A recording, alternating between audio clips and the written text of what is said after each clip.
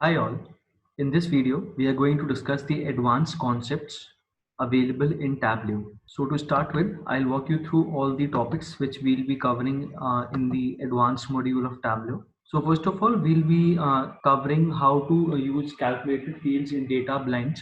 We have studied data blends and calculated fields separately in our previous videos. In this video, we'll see how to use them both together.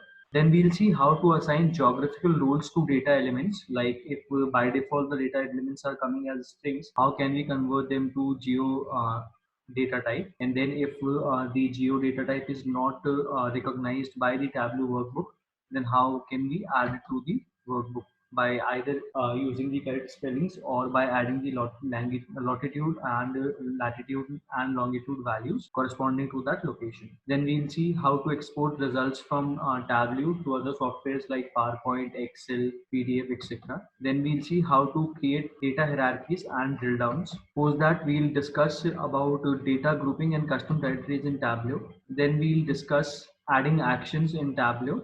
Post that, we'll see how to create dual axis charts in Tableau. That is how one graph can have two axes, and how can one graph represent two different major values at the same graph. And then we'll discuss about the marks card. Marks card basically contains all the features used for making our worksheets and dashboards look good. Means all the formatting, size, labeling and detail orientations along with chart selections is available in marks card. We'll have a overview of that. Then we'll see the analytics tab available in Tableau. Since now till now we have seen only one tab, we'll be seeing analytics tab also, which is available in the worksheets. Then we'll see working with the time series data along with the forecasting stuff. Then we'll see aggregation, granularity and level of detail. So before going any further, let me give you a brief idea about the concept as such. All other concepts are normal concepts, but few of them are a bit important. One of them being grouping, then being actions, then analytics tabs, and then working with time series, and then exporting the data. These are some of the important ones which we have not discussed in the previous video, so pay attention in these. Now, without much ado, let us move towards our first topic of the day, which is creating calculated fields in a data blend.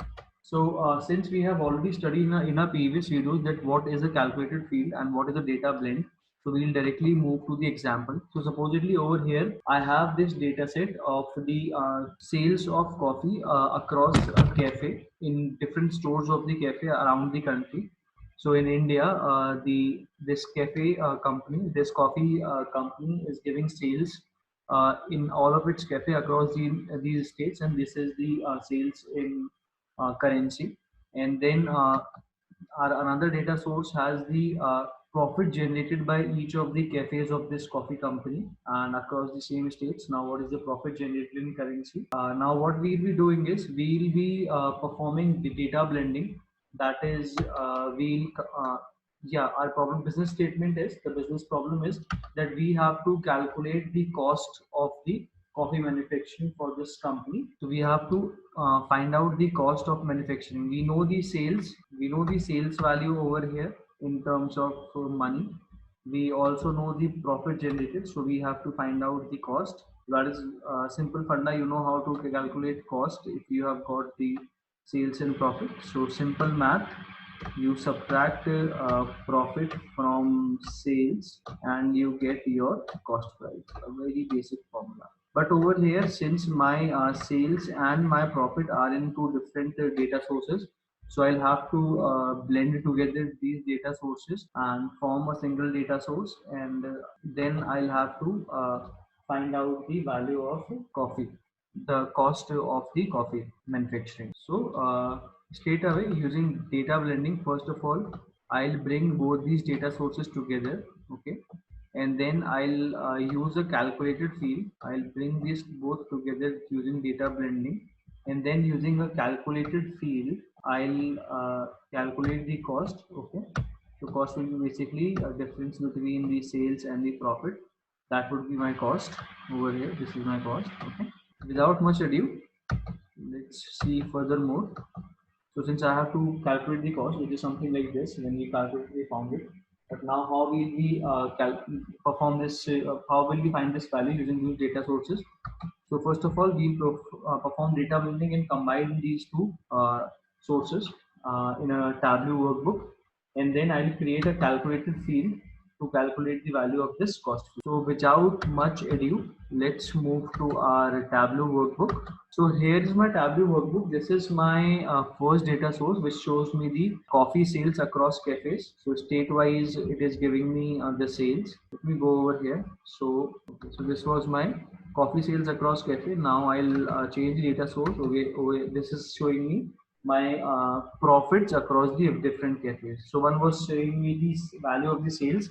Another data source is showing me value of the profit across various cafes in this country, in India. So I'll go to sheet one. Now I have got these two data sources, and if you guys remember in data blending, we used to say that the data source which is fetched first, that acted as a primary data source and was converted into a blue tick mark. So I'll get this state field over here. I'll place it on the rows. So I've got the name of these states, and I'll be placing the sales over here.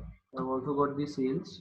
This is the state-wise sales and the value of the sales done state-wise. Now this blue tick shows that this has been considered as my primary data source. Now I'll go to the coffee profit cafe data source, and again over here you can see that by default data linkage has been built, and now I'll be placing profit over here.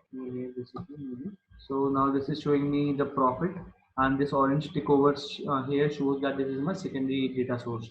So my primary data source is the sales data, my secondary data source is the profit. Now I have the profit and sales, both the columns. Now I have to calculate the cost. So for cost, what I'll do is I'll right click on the measure over here.